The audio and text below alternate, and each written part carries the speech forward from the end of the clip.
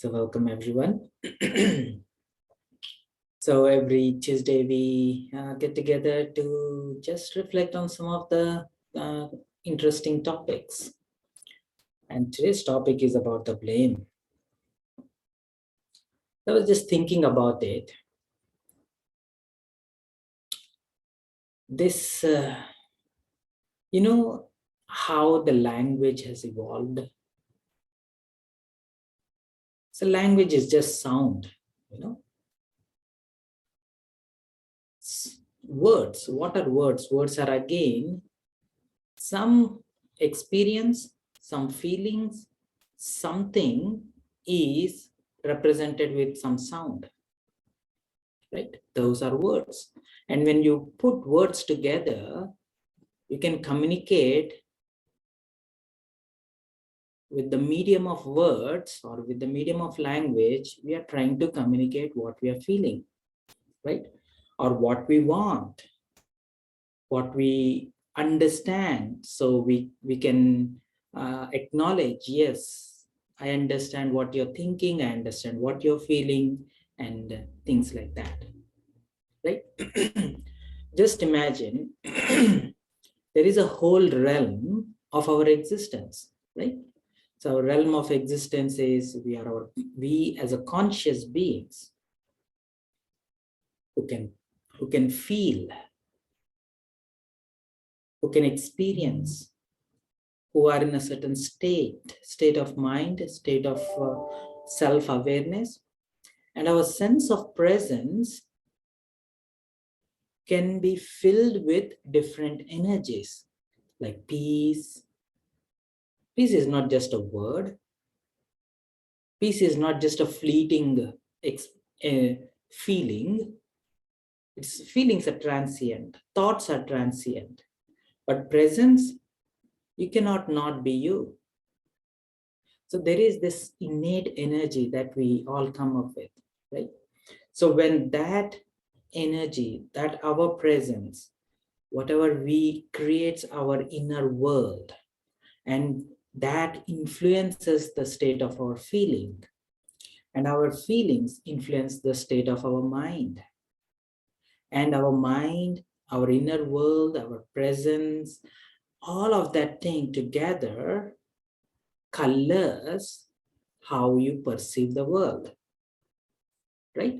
And now the whole of this package is happening on the other side, whoever you're trying to interact with or engage with, right? So now there is communication at the very deepest level. As a conscious being, your presence can influence other person's presence, right? And you go one layer above, your sense of feeling. If you're feeling very happy and pleasant, that will influence their sense of presence. They feel much pleasant being around you. If you go one step above, if you are thinking, if you're preoccupied with certain situation or a certain task or certain concept for that matter, if you're preoccupied with that, other person can even sense, you know, the telepathy, what you think, especially when you're thinking about that person, about in a certain way, they can sense your thoughts. And that is telepathy, right? So all of these things are different modes of communication. And we are expressing, we are experiencing, we are interacting, right? And then we are reconciling. It is not just you're putting it out, and you're also in a listening mode. You're listening, accepting whatever is coming towards you, and then you're also responding back to that, right?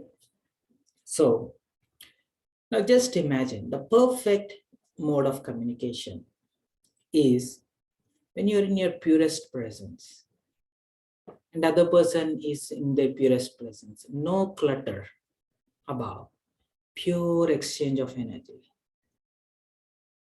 You're pleasant, you're full, you're content, and all of your innate nature as a conscious being, that pure, loving, blissful, content, very satisfied and full, right?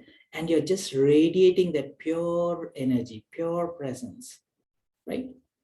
And you can feel other person's pure presence.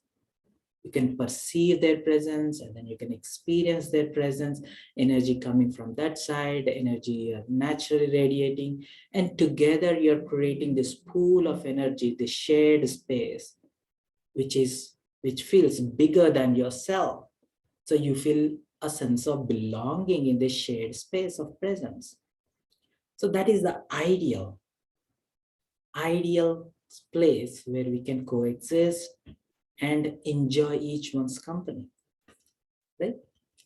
So now, as the time goes by, now we go to the different, as like most of you who might have attended some of the sessions from Raj Yoga, I just quickly want to check in.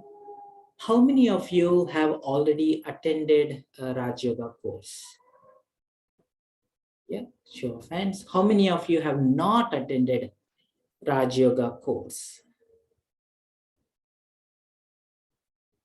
Feel free to unmute, or you can turn on your cameras and share. So I can assume that everyone have attended Raj Yoga course, and you have some idea of the concept of how do we put things into perspective, uh, put ourselves into perspective, how we relate to the nature, how we relate to the whole space and time, right?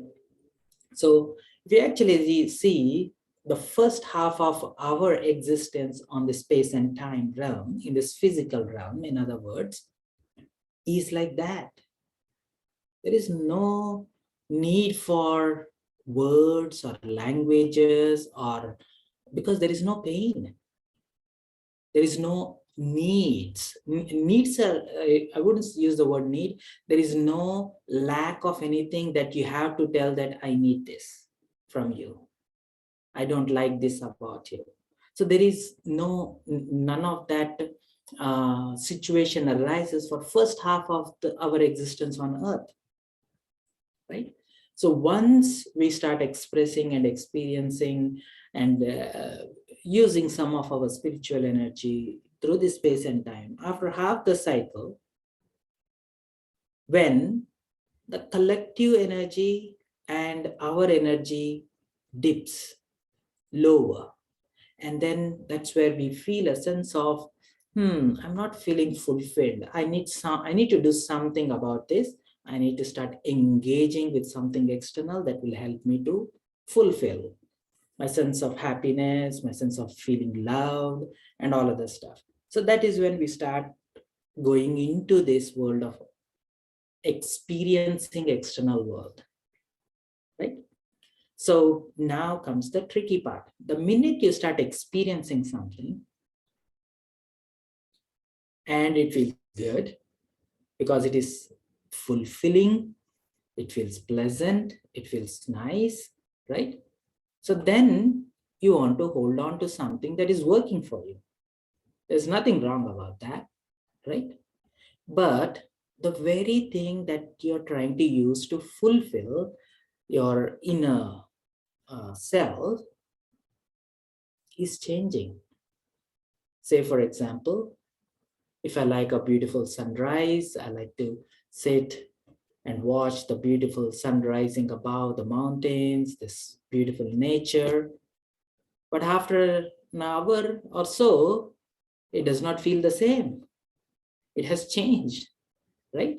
So same thing, if you start, but there is not too much time that you indulge, no, you're not, that's not a big amount of time that you're absorbed into that experience, because within 1 hour it changes. So it hits your awareness that, oh, well, this is changing, so let me look for something else. So you're not hooked onto that. So now comes to people who you live with. So the minute you start feeling a sense of void, the minute you start engaging with some people, and then they feel good, they're always happy, bubbling and radiating energy, they're fresh, maybe new souls just came from the soul world. They're exuding energy like selflessly. I mean, it feels like selflessly presenting it out. And then you see like, wow, this person is really nice. And then, of course, they are genuinely nice and genuinely putting out that positive energy. And then you feel good about it. And then you slowly start getting engaged in that relationship. What are you relating to? That energy that is coming from that other person. And then you slowly start getting into that. And then you feel good about it. Right? There's nothing wrong about that. Other person is not asking for anything else. But in this world of space and time, everyone changes because everyone is putting out an energy. Everyone slowly starts depleting their energy, including the spiritual energy, not just the emotional and mental energy, including the spiritual energy starts draining down, right? So the minute they don't have enough energy, they don't, it's not that they don't like you anymore. They say like, well, I didn't have enough. I did what I could, and thank you very much. Let's move on. So then you have spent a shared time with that person for a longer period of time. So some things which you spend for a long period of time, it goes into your subconscious level, and then you take it for granted that as if that person is going to be there, as if that relationship will be with that fulfilling and empowering forever. And that is how we start living that shared time with that person. So now comes the tricky part. The minute that person is not there anymore, you dip further because you're not using your innate nature to fulfill yourself. All along the time you are using the other person's presence uh, to to fulfill yourself, and then that person is gone, right? So what will happen now? The intellect starts working, and what it is trying to do is saying like, why? What did I do? Why is this happening? Is it that person or is it me? And this is where if you start looking into this very thing, this language starts coming into picture. Now the language starts evolving. Until then, no need of language, right? So now you need to process something. You need to put a label. Oh, this is what this means, and that is what that means. You know what? This and this feel same, but they are subtly different. The context is different, the situation is different. So you slowly start coming up with more and more versions of labels. Language is nothing but a label. Label tagged to your state of mind, label tagged to your emotions, label tagged to how you're feeling, right? And now these labels, now you got to process it. Now there is a need to fulfill that lack of fulfillment. And now you have to process it like, what did I do? I used to be feel happy and pleasant and content with this person, and this person is not there anymore in my life. And then boom, what did I do? Right? Is there anything wrong with that? Right? It is what it is. You got to do something. But the minute you start putting labels, it gets messy. The minute you start putting the very sound, I'll say like blame, right? It's a strong, harsh word. If you actually see, right? For some people who that word is not used so often, like the places like India and stuff, we don't use the word blame or because of you, I am this kind of stuff. There is, I mean, I'm just trying to to see through the lens of my parents. My parents are almost like in their 80s and 90s, and we lived in a joint family, and things do happen. parents have different opinions. One father has different opinion, mom has a different opinion. They say like, no, you should not do it. And then they end up doing it. They get upset and things do happen. I used to see like, how do they sort out things? And how do the recent generations, younger generation is trying to sort out things, right? I found that I never saw my parents, my mom and dad sitting together, let's talk. Let's figure out what happened here. Let's come up with some contract like you do this, I do this, you don't cross this border. There are no borders. There are no boundaries, right? And it is not a force, right?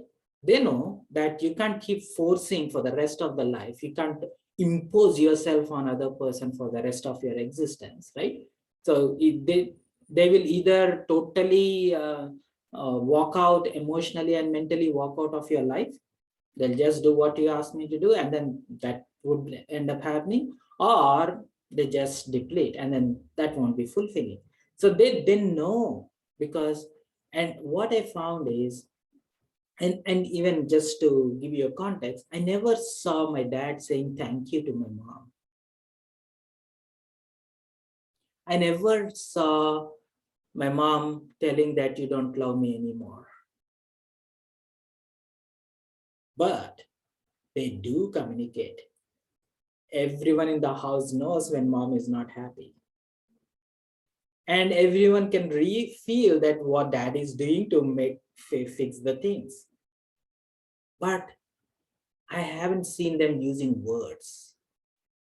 And I haven't feel them labeling things.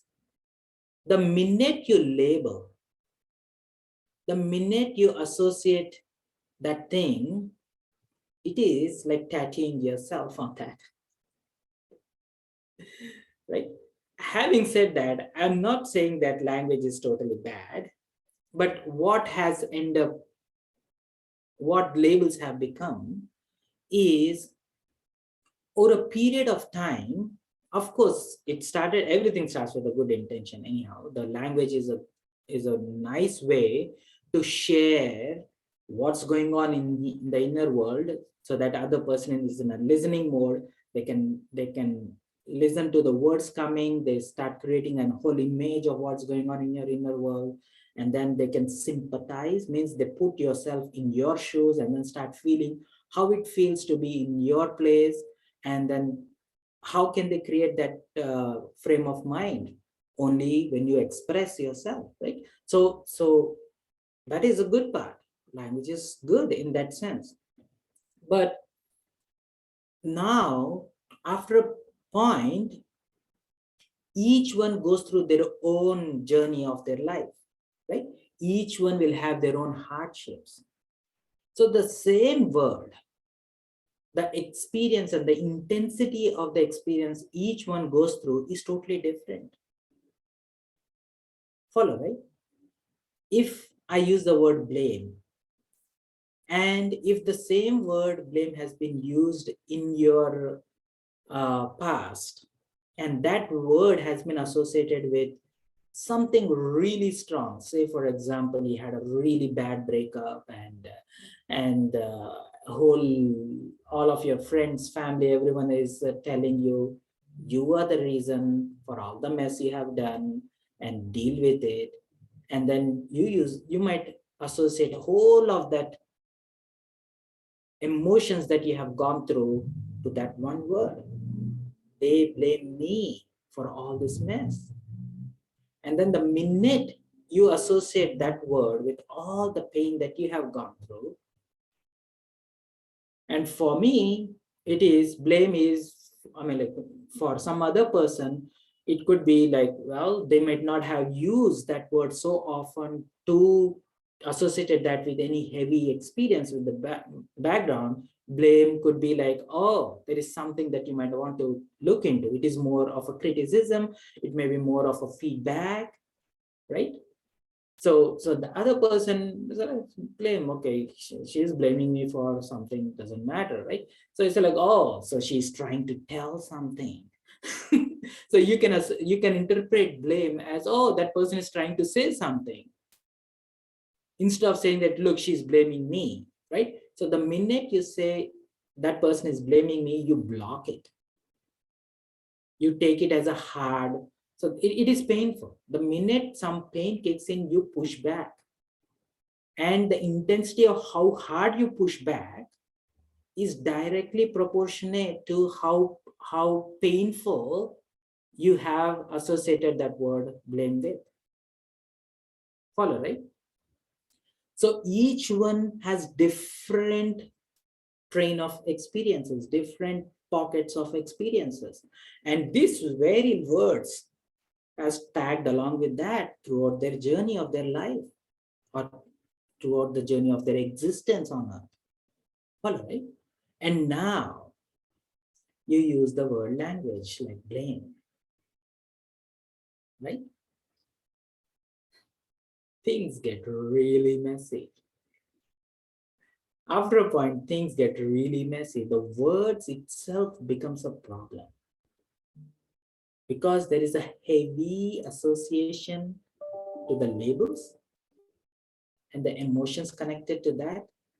It's not just emotion. Emotion is held in a story, right?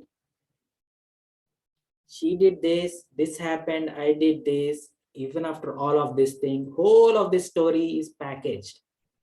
And then there is an emotion packed in it. Follow, right?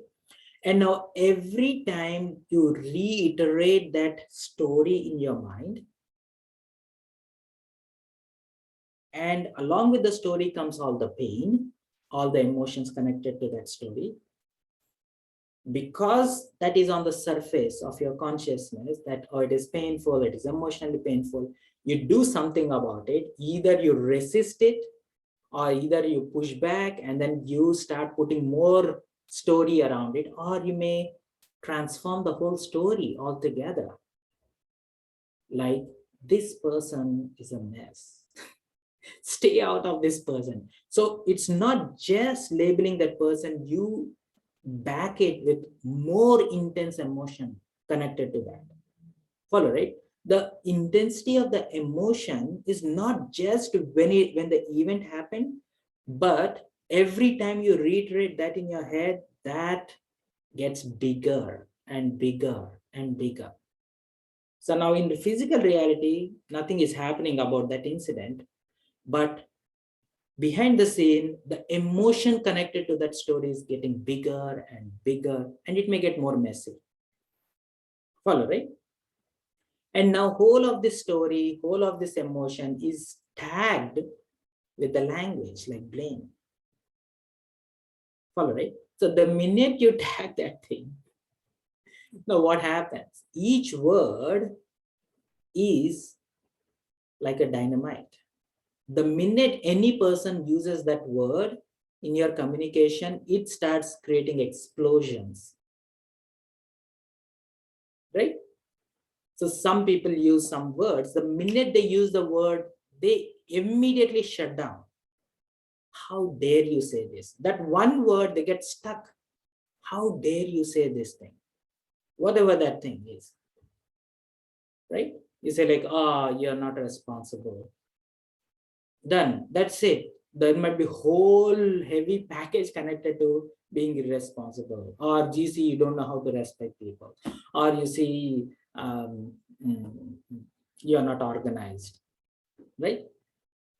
The intensity of emotion that we have connected to that, it just explodes, right?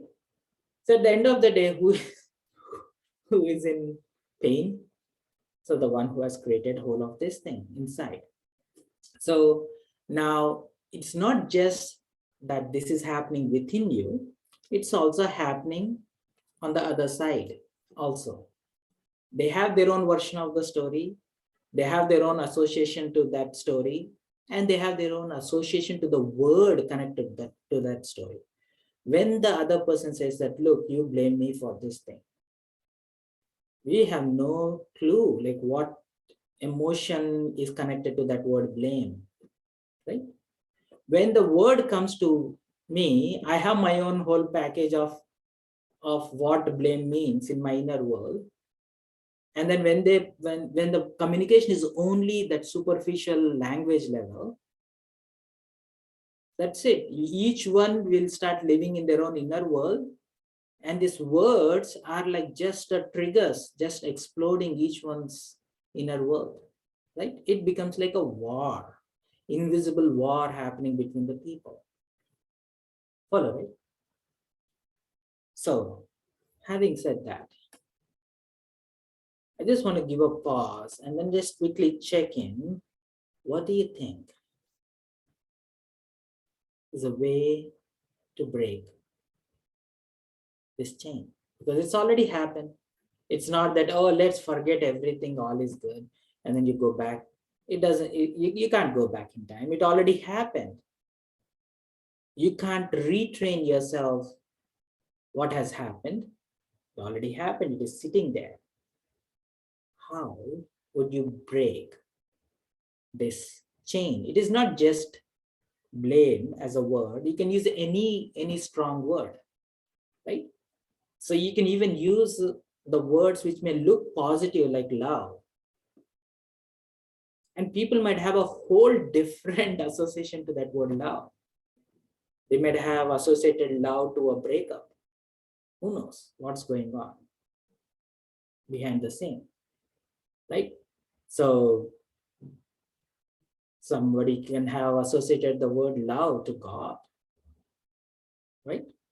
So still, we may still use words like God is love, God is truth. They're all like meaningless because it is not backed by what actually it means. Behind when you use the word God is love, do you really in that state of love? Are you really absorbed in God's love and then expressing that God is love? No, it is all coming from the head. You heard from here, maybe conceptually you made an idea that, oh, there is some invisible thing which could be ideal love or something like that, and then we not even process what an ideal love feels like. We just use the language like, and we don't even mean most of the time. How often do we say thank you and we don't even mean, just because to get out of that person? Okay, sorry, leave me alone. It is not actually sorry. You're not saying that I'm really feeling bad about what I've done. No, you're saying like, I'm sorry, get out of my way. That is what it sorry means in sometimes, right? And sometimes you say thank you, so that you don't come back and then eat my head, right? So otherwise, or you sometimes people say like, I love you, for just so that stay out of drama, you know. So the very thing language has lost. So, and that is where meditation is really powerful. Meditation helps you to go beyond words. And now, if you really want to sort out what has gone wrong, if you go back to the root of all of this thing, is you want to go back to that state of fulfillment, to that state of presence where you feel really in touch with your pure loving presence. You're not asking for anything else. You're just wanting to go back to that childlike innocence, to that carefree state of mind. No analysis, no processing, very much in touch with your presence. You feel very content. And that experience is what we are actually looking for. We end up looking for that in all of these things. And we end up creating all of this language. And then using all of these associations, we come to a conclusion that if you want to be happy, and then we go back to all the labels that we have associated. And then we look into the dictionary of where is happiness associated with, right? What stories are connected with happiness? Which people are connected to this word happiness, right? And that may be superficial happiness, that may be fleeting happiness. The very association of the word happiness has lost touch with true, innate, blissful presence. I'm still using a lot of words, but I just want to bring your attention to something which is beyond labels. Follow it. So once we use whatever mode of exchanging knowledge, exchanging the concepts, exchanging the solutions, exchanging some of the processes, some of the tools that can help us to sort out drama going on in our inner world, right? First, the minute you start understanding what is going on inside, what is going on between the relationship, what are the dynamics, what are the moving parts here, what is triggering what is triggering me, what might be triggering them, and stuff. Like, the minute you start observing the moving parts, not get stuck to one of the incident, but in bigger picture, right?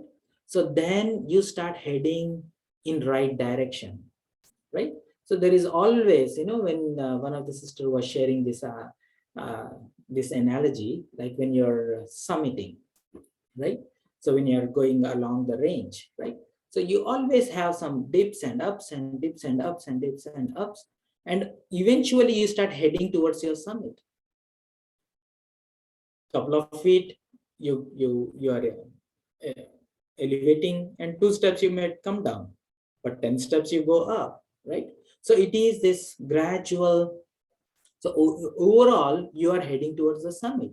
So the minute you have the clarity of where is the summit, which direction should I head, if your eyes are locked to the destination, you may see that, oh, you might have to get down the valley to climb up, but you can still see which direction you are going. Is that going to lead me to the summit?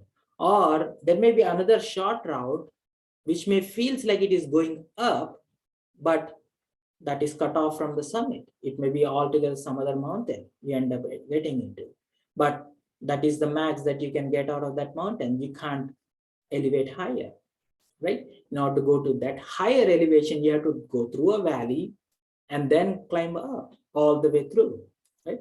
So the point here is that the minute you focus your attention on the big picture, right? What is your end goal? How does the end goal looks like? And that is where meditation comes into picture. More you start having the clarity of what actually that end goal looks like, and you start engaging different layers of your consciousness, right? So you start engaging your head. How does that look like, right? How does that feel like? How does that sound like?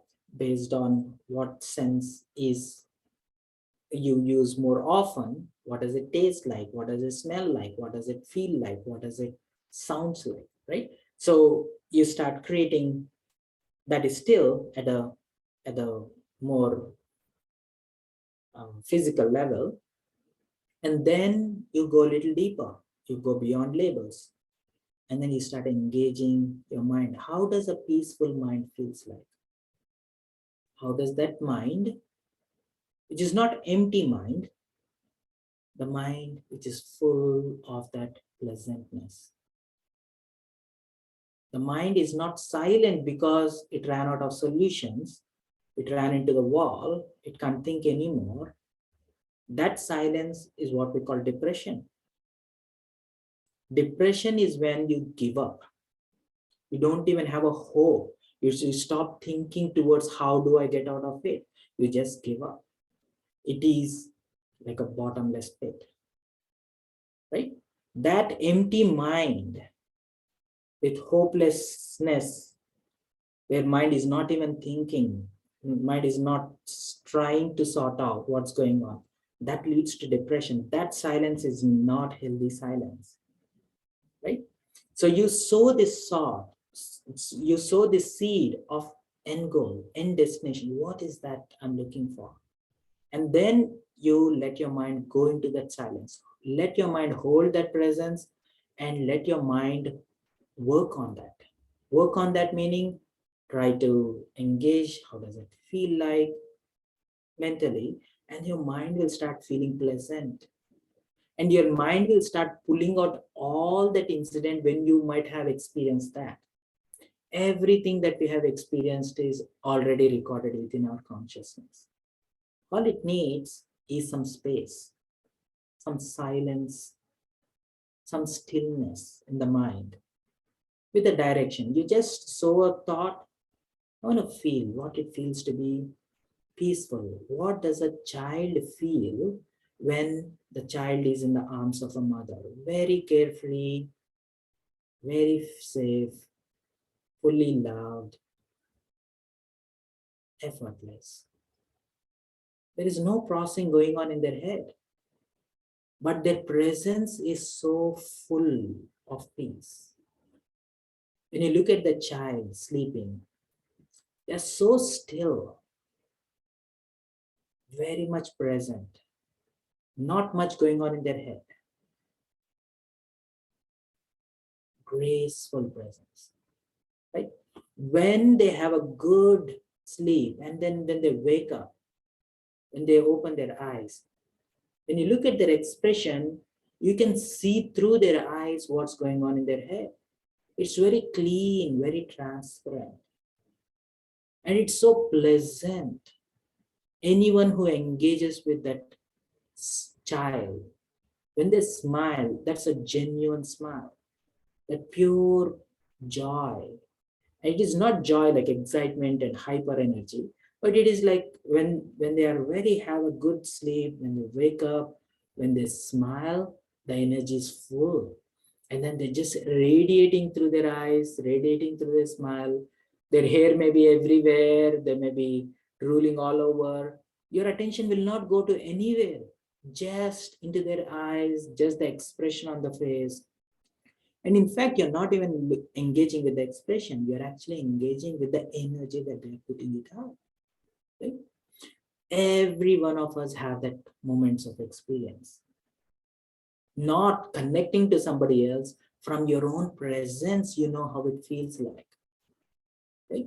So when we meditate, what we try to do is we try to go back to that pure presence.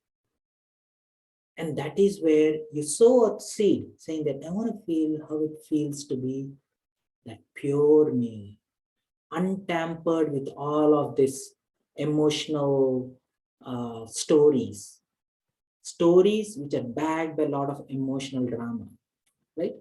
How does it feel to be me beyond all of this trail of emotions, just trying to be myself? And that itself, that one thought is good enough. And then you naturally, your mind will figure it out. Your mind will pull back that memory, pull back that file from your storage, from your chitta, from your conscience, and then pull back and then, oh, you get a glimpse of it, you engage with that energy. The minute you engage with that energy, you start sailing through that place. Your mind will start rejuvenate from that. It starts healing what it feels to be that. And the interesting thing is, right? I always have this, uh, there is a, if you personify things of inner world, there is this, every culture has this, there is this Saturn, there is this angel, there are two things battling inside and stuff like that, right? So in Eastern world, they may say there is this Maya playing tricks on your head, and then your emotions playing tricks on yourself, and all of this drama going on inside. And there is this angel stuff, there is this pleasant stuff, there is this pure stuff, there is this battle going on inside our head at different layers again, not just in your thinking, but emotions wise also there is this ruffling going on and going down. If you actually think through that, they're not equal forces. The real power, which one is more powerful, is truth. You don't have to do anything to sustain truth because it is what it is. If you want to sustain a negative emotion, you need to put energy, you need to think about it, you need to create a story about it, you need to build an emotion around that story. There's a lot of work that needs to be done to sustain that negative emotion, that anger or that revenge or something that you got to work to build that thing, right? So to sustain that state of mind, it is not sustainable at all. You cannot stay in that angry state for a long period of time. The reality is it is very short period of time. You know, when you get impulsive, that spike of energy that comes up, that impulse is not sustainable. It just comes and goes because it is not sustainable state. Whereas peace in other side is very sustainable. You can get into that zone and you can stay in that zone forever if you want to. And you don't have to do much compared to how much you might have to do to sustain the anger. Follow, right? And this is where I see that you're always at an advantage choosing truth over the transient story. You cannot say it is false. You might have been hurt. You cannot say it is false. It is true at that point of time. In that scene, it is true. In that setting, it is what it is. But that is not what you are. That is a part of a story. Follow, right? So I need to shift gears here, right? The minute you say that, look, that is not, past is past, past does not exist. No, it is, of course, past is not happening now, but past do exist. It does exist in your conscience. It is very much alive because it is playing drama in your head. It is creating havoc in your emotions. It is very much alive. Past is not just past. It is doing a lot of damage in the present.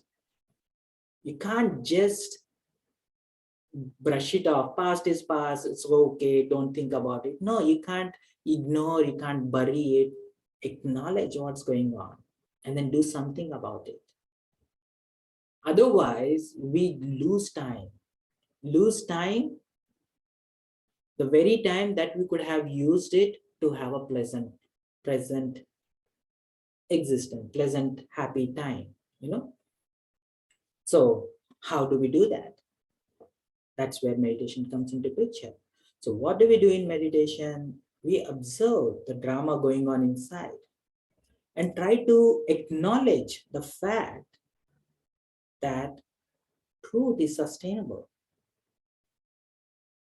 Story is not sustainable state. Just acknowledging the odds. You know, when you are put in a crossroads and you have to make a decision, right? You have to pick a choice, this or that. You need to weigh it one over the other, right? So now this sense of understanding brings clarity for your inner conscience. Which one you want to pay attention to? Which one should I follow through? What will happen if I follow through this track or the story? Or what will happen if I follow through this truth about myself? The minute I start weighing these two odds, you can see the truth always outruns the transient, right? If you are a visual person like me, for me, I always draw a line. I might have shared it in another session. I always draw a line, right? And it is a line, you know, that RIP, the tombstone, the destination, final destination, where we say date of birth dash date of expiration. So the dash is what life is all about, right? And the dash is the timeline, right? So now just take that dash and then stretch it out and then see what happened in different points of time between these due dates. Follow, right? When you started, it was pleasant, and there is a lot of other things getting added to your conscience all the way till you walked into your resting place, right? So now just imagine you can step out of this line, step above this line, leave all that experiences connected to the timeline on the line, and just imagine you learn to prepare your mind to take your mind and heart out of this line and then put above where there is no line. And that is what we call eternity. In other words, start feeling what it feels to be you before anything ever happened to you, right? We step into this timeline and then we walk out of this timeline. That very two dates tell that you're not going to be on this timeline forever. Can you digest that? Pause me if I am overcomplicating things, right? That it's simple two dates, and there is this timeline. All of this drama is happening here.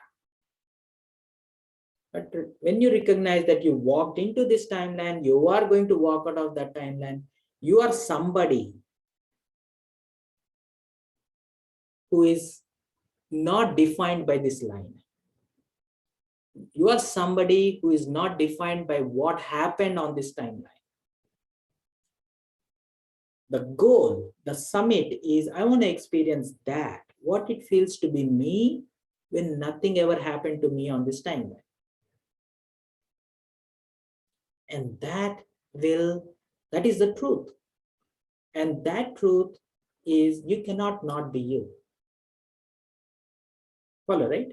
And that is where in the path of devotional path, they always say, neti, neti, means not this, not that, not this, not that. When they're saying clearing of their conscience of this, that, and the other, they're saying that I'm not hand, I'm not head, I'm not body, I'm not this earth, I'm not this element, I'm not this nature, right? They're trying to take off from their conscience of everything of this physical. And then they just go into that silence. And in that silence is where they can feel their presence, right? But they don't have anything to focus on. Like, what is that me feels like, right? So the minute you realize that my true nature is peace, that version of peace cannot be explained on this timeline. Your version of peace on this earth is different from your version of peace as a being of peace. It's a total different. It's again the problem of the language here. You cannot put language to something which is not physical, right? Something, after a point, it becomes very abstract and very slippery and very fluffy, right? So the key here is now we have to use the language without sounds. And that is the language of your presence. Go behind the words, go beyond the words. And now you'll go into the whole different world. Your attention will start falling into a whole different arena where you see, like, should I focus on this negative energy or should I focus on this, the energy that comes from my pure presence, right? So when you set your summit as that I want to set myself, I want to set my goal to get to that state where I want to feel to be me, right? All of these transient things will start healing. Where is all of this timeline sitting? Where is all of this story sitting? Where is all of the emotions connected to the story sitting? All of that thing is sitting in your conscience, what we call chitta. Chitta is like memory track. All of that memory track is filled with the stories, and whole of this emotional baggage connected to each story is there. Now I need to clean this chitta. I need to clean this memory track. You cannot change what happened, but you can change the emotion connected to what happened. And how can you change the emotion connected to what happened? You have to use another energy, another experience to heal this. It's not an experience, is again time sensitive. You have to experience something beyond time to heal something of time. You have to step into this realm and experience that timeless experience of what it feels to be you, what it feels to be peaceful, what it feels to experience love. Love, which is true love, which is not transient, the love that does not change with time, which does not change with things. I have to engage with that experience of love. The minute I start experience that version of true love, all that happened in this transient time, emotions connected to that will start healing. Follow it? And that is meditation is all about. That is how you heal from your past. Time will only help you to bury it. But drama, or the sequence of events, will come back and then invoke all of that memories.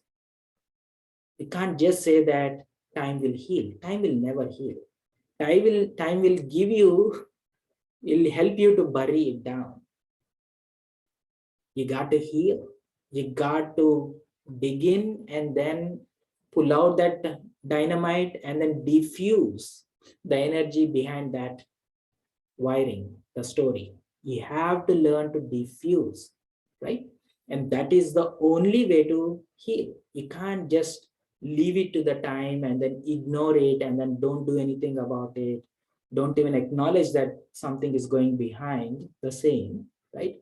So most of the time, the name of meditation, we are just denying or we are just ignoring what's going on, right? And at the same time, having said that, I'm not telling you to keep processing, thinking again and again and again about that. And I'm saying that step into this practice of going beyond time, engage, empower yourself, and bring that energy back, and that will heal. Start working towards the solution. Start working towards healing, not ignoring or burying or denying. Follow, right?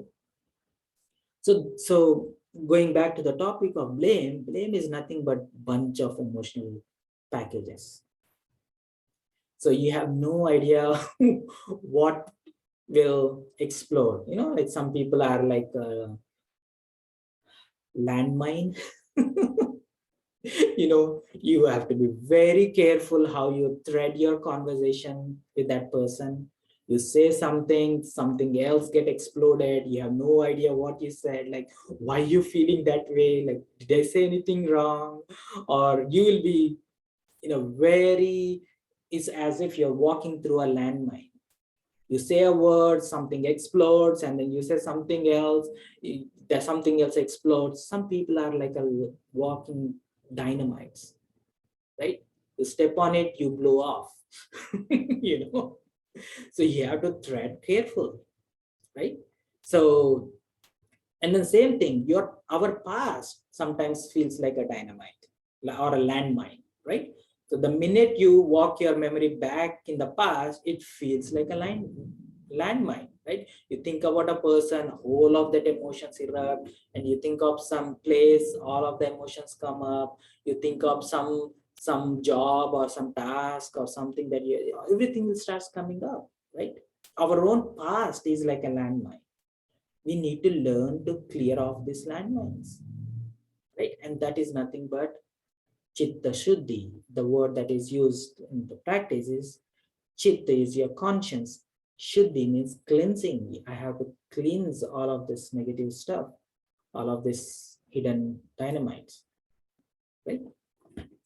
So blame is not is just one of the tags, but it could be any word for that matter, right?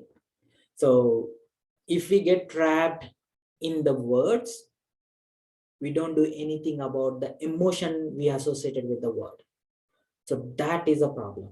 Most of the time, people start working on the words, working on the language, use this language, don't use this language, right? So whole of this non-violent communication is all about words, words, words. If you really see, like maybe their intention is good, but it's so much overrated. I'm sorry to say that whole of this non-violent communication is so overrated that they are telling you how to tread lightly on a landmine. They're not telling you how to defuse the landmine. How can you make that a safe place for you and other person? They're saying that don't use this word, be very careful of this. That is not a solution. You're just delaying the stuff. You're making more mess, because longer you leave that emotional baggage, every time that they visit, the story makes the emotion more stronger. You more you delay, you're creating more mess, right? So don't just, I mean, of course, you got to be respectful and all of the stuff. You got to use your language gracefully and properly, but don't get stuck in the language. Go beyond words and then try to see what is the emotion behind. Try to heal the emotion. Try to change the grounds. Remove the dynamites in that landmine. Create a very safe place and fill that place with flourish it with good feelings, right? Pure feelings, right? Pleasant space. Your heart is not, should not be a landmine. Your heart should be blossoming with love. Your heart is a place, it's very fertile grounds in which you can create very positive feelings for other person. How can you do that? As long as you hold on to the story, you hold on to other person with the story or an incident, you cannot make it pleasant. Only way is you have to step out of the timeline. Only way is you have to see the person beyond the story. And you create this whole landmine into a beautiful garden. You can create it as a beautiful rose garden. Rose garden has a lot of thorns. Forget about that. You can create a whole lotus-like pond full full of blossoming with a lot of pure feelings, right? Anyone who tries to engage with you, they can only feel the fragrance of your love, right? So if I'm not doing anything about my grounds of my heart and head, and if I'm putting all my attention, all my energy on language, you won't get anywhere. You're just delaying the stuff and making things messy. Because as we go further, the limited energy that we have, we drain faster. Less energy creates more insecurity, right? If you're running out of money and you realize that wherever you put your money, it's all those stocks are going down. So your insecurity, your risk levels are going up. So your anxiety levels will go up, right? So, and then you eventually run into a wall, right? So the key here is whatever energy that we have left with, start investing that energy. Energy meaning your time is a resource, your mind is a resource, your emotions are the resources. Start investing your thoughts, feelings, and your presence in the right place. And start working there. Words will fall into place. You don't even have to talk. They can feel from your presence. Follow, right? So that is the only way I feel, that's the only way to break this chain. Yeah. So I want to just give a pause and then just quickly check in. Any questions, any thoughts, any concepts?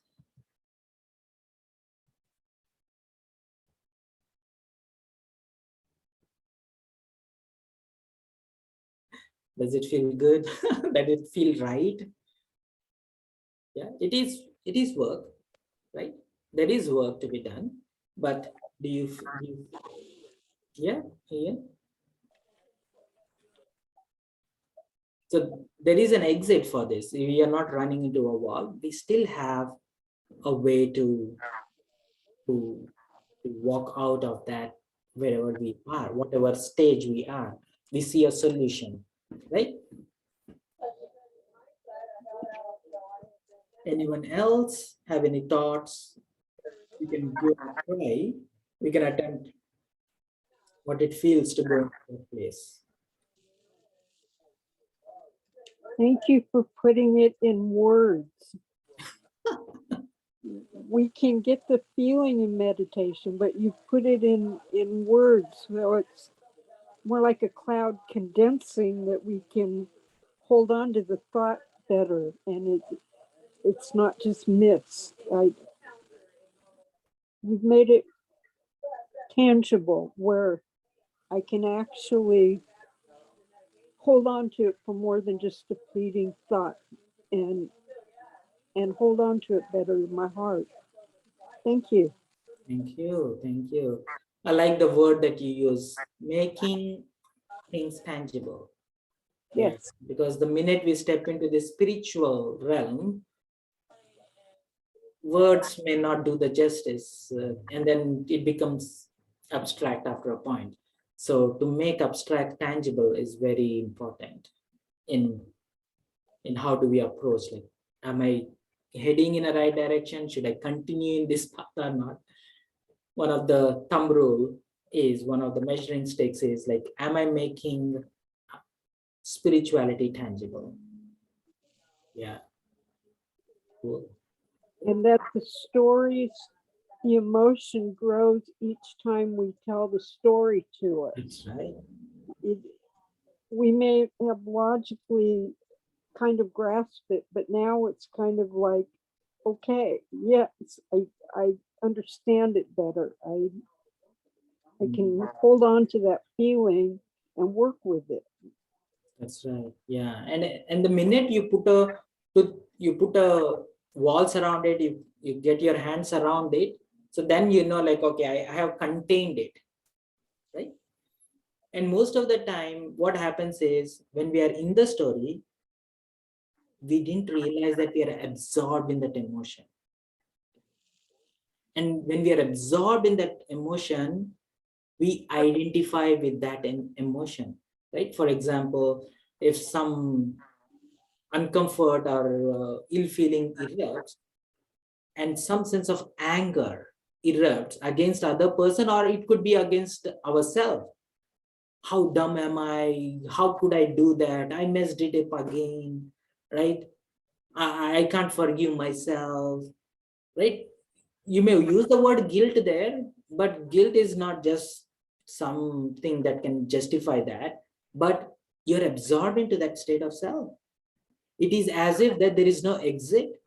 You're surrounded by it. That's emotional state.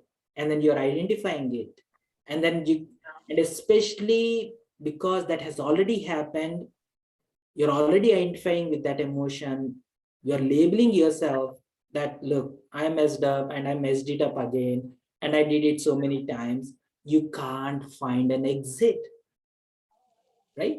So in other words, it is a state of being absorbed in negativity, right? You cannot put your hands around it and then put a wall around it. Look, this is the story. Within this story, I didn't do well, but there is another piece which I did well, right? You cannot get out of the story because you are absorbed. So most of the time, what happens is, we are not even aware what's going on inside. If you're not aware, it will take you down. Like, we use the word called, it is like a gravity. It is just pulling you, and you have no control over it. So this is one of the symptoms of depression, right? It is like a heavy force that is tugging you towards it, and you can't fight back that force, right? And what is the tool that I need to exercise? And this is a very effective tool that worked for me is observe. When you observe, you get out of what you have absorbed,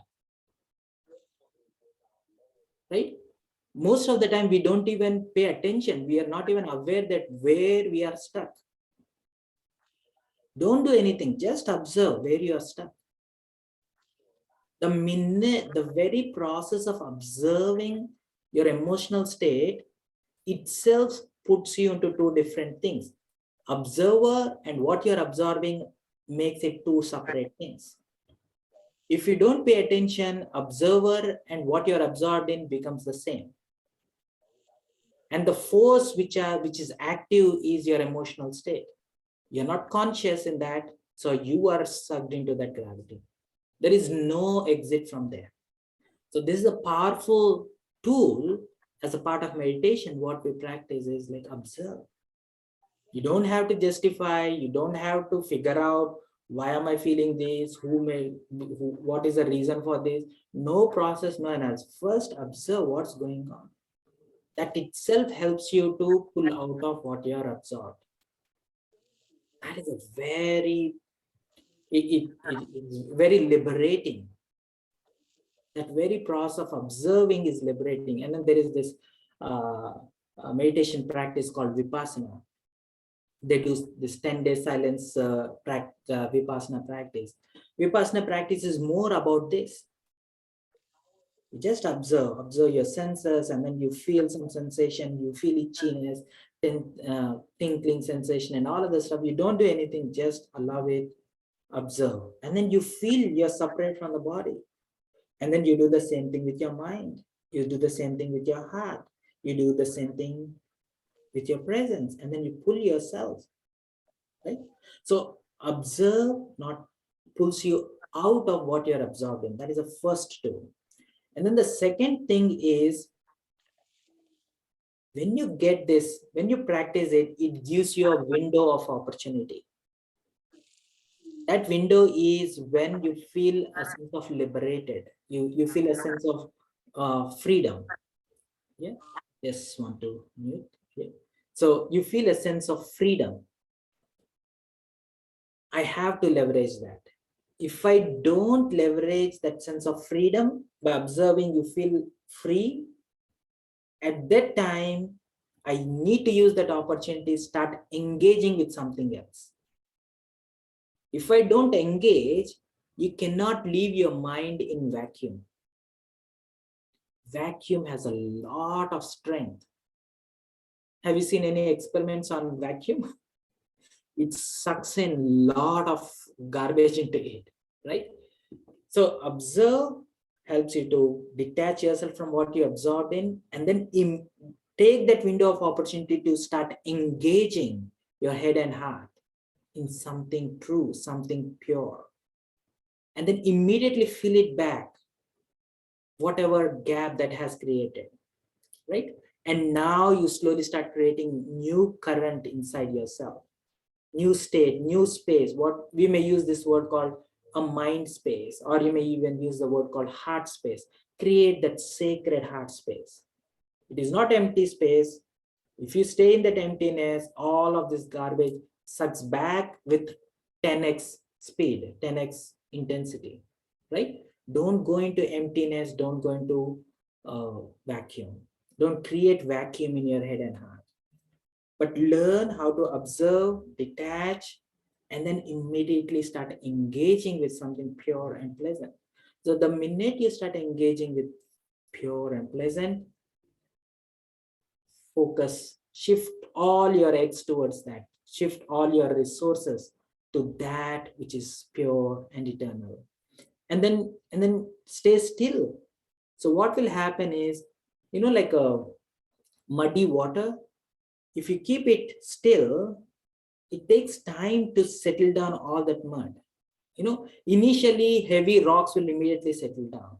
Heavy things will immediately settle down. but it is still brown and murky. And that subtle parts of dust and particles are still floating around in the water. You need more stillness for that subtle dust particle to slowly start settling down, right? And that is when you get to taste the clean and clear energy of your conscience. That is where the subtlety of the practice becomes more. Because especially when you taste something pure, it has a lot of power, right? Pure energy has a lot of power.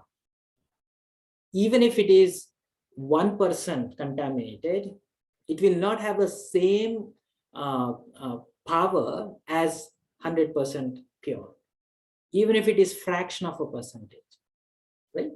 So that is where the next steps starts coming into. First of all, learn to detach by observing what's going on. Pull yourself out of what you're absorbed in and start engaging with something pure. Immediately measure, right, what is going on.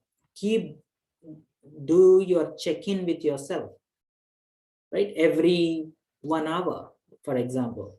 In that 1 hour, don't start analyzing. Am I feeling good? Am I feeling good? Am I feeling good? Don't do that, right? Detach and then go into that stillness. Let that stillness work on your conscience, right? And after half an hour or after 1 hour of holding that stillness, then check in. How do I feel? And then acknowledge how it feels. And start remembering how it feels. And then start registering in your conscience and hold on to it like a treasure. Because this is what brings clarity. Then you know the pure peace feels like this, right? First, you allow that pure presence to build, and then hold on to that experience. Hold on to that. Remember means when we use the word remember, you need to experience something in order to register. And then when you register it, and then you can go back and say like, oh, this is what it feels like, right? So it's all now. Now you can't use words after a point. Only word that we use is like subtle. The words like pure peace. What does it feels like? That's all it is. Afterwards, words cannot do any justice. It's all up to your conscience. How does it feel and all of this stuff? Yeah. So observe, pull yourself out of what you're absorbed in, create a space, engage your mind with something pleasant and pure, not something, but eternal truth. Engage with something which is eternally true, which is I, the soul, am eternal. Everything else is transient. I come from the space beyond all of these transient emotions.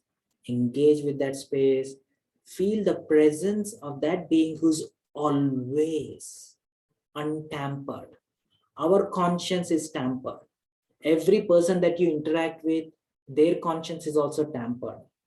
Everything that you're saying or expressing and experiencing, the experience is not true experience. It is tampered version of peace, love, happiness. So when you pull yourself out, you get to experience and engage and interact with that being who is never tampered. Is always putting out the pure version of peace, pure version of love. Engage with that. And that being does not work on words. That being communicates in vibrations. That being engages at the state of heart, engages at the state of mind. Cleansing happens when you engage with that being. And that being is that supreme soul, that soul which never takes a body, right? For example, if you look at Vinod Bhai's photo, in the background, you can see that picture. So that is what we meditate on, right? And the same thing with Julian then, right? So you can see that picture in the background.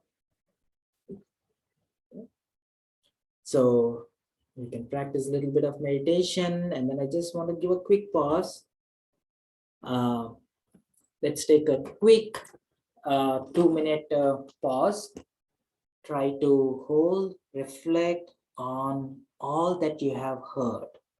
If you have pen and paper, by all means write it down, because these are concepts are very fleeting. It makes sense now. After a point, after an hour, it just like, oh, it felt good, but I don't know what I heard.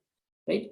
I request everyone, if you have access to pen and paper, just pause and then reflect back what you have heard, and then write down some of the key points, and then we'll come back and then check in with each one. What is that you're taking home? Yeah. So let's take that silence time.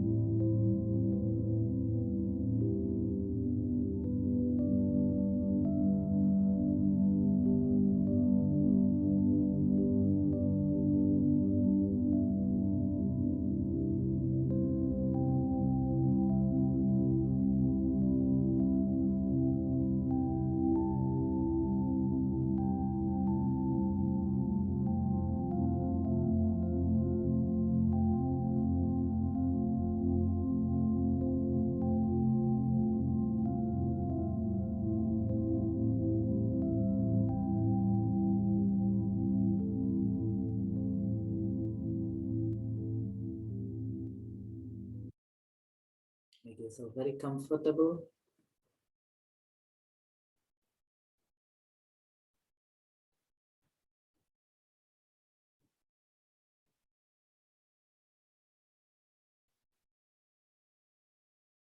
Slow down.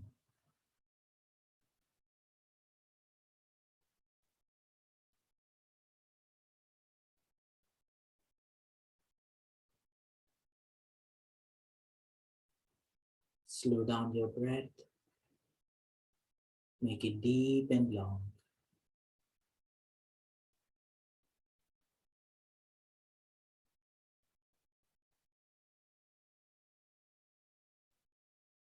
Feel it.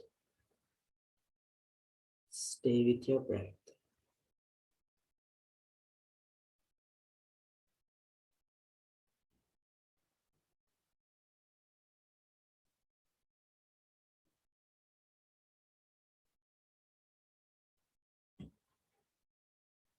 Slow down your mind.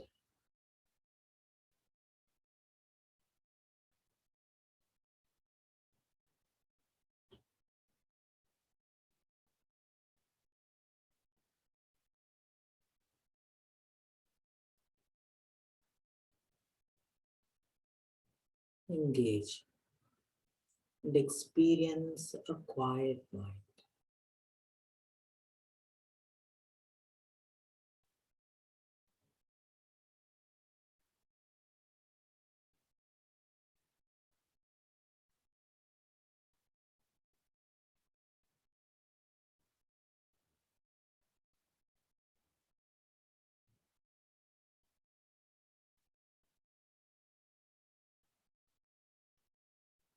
Observe your mind. Allow your mind come into this pleasant stillness.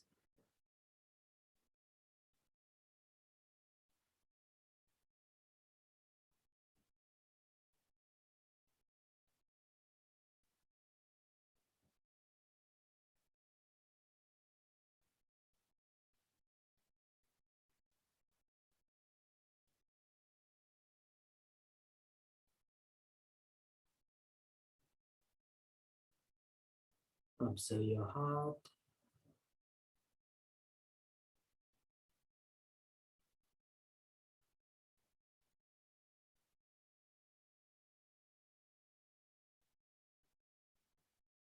Relax your heart, free from any heaviness.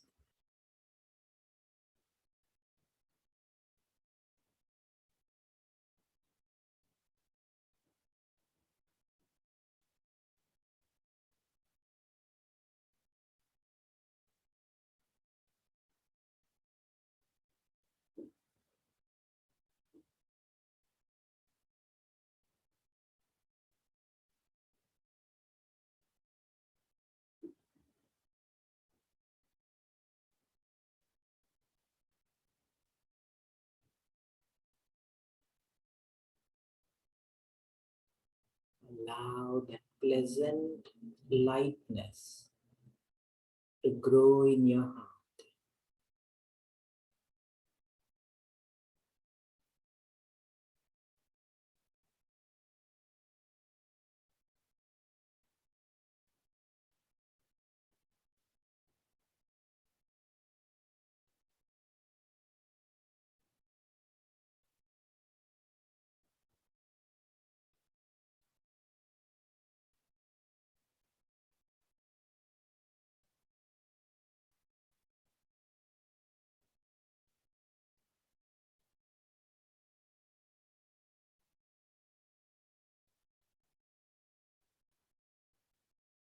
Give enough time,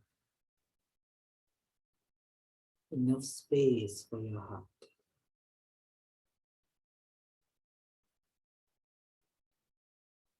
Let your heart to step out of this transient emotion.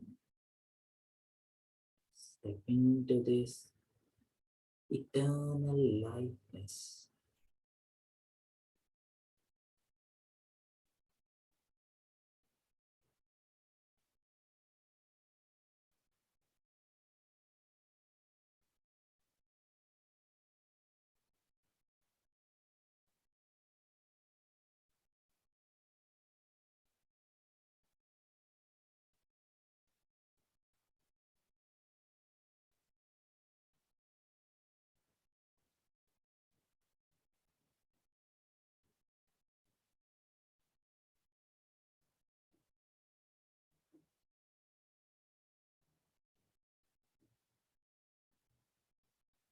Make yourself very comfortable. Being beyond,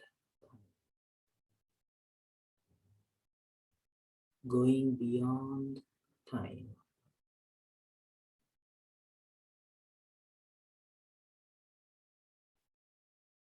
Feel your pure, loving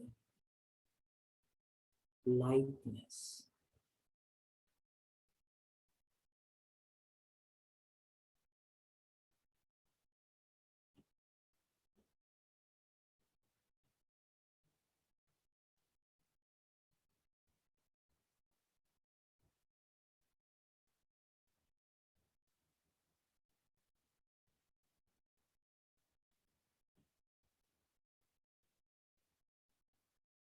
Try to acknowledge I,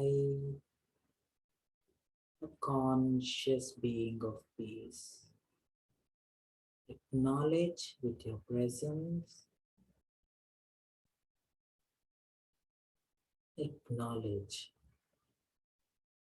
that lightning energy,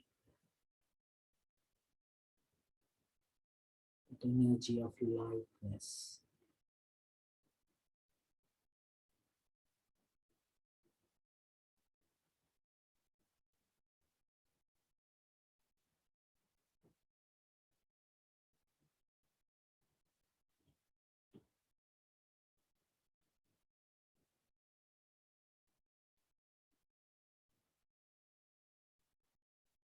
Feel the presence, the divine love that is surrounding you.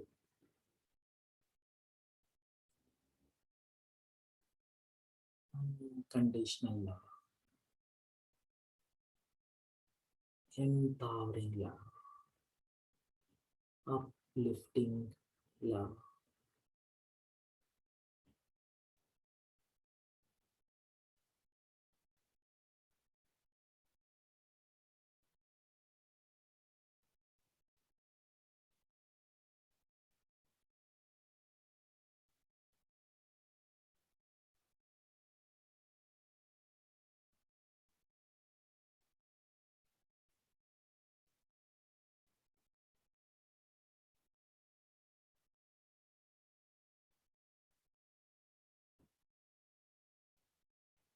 Carry this presence for the rest of the evening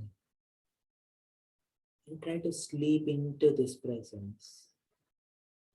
Carry this lightness into your sleep, into your subconscious mind.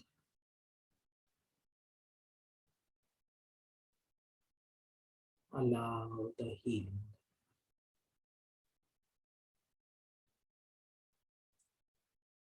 Allow the silence, this loving silence, to heal the soul.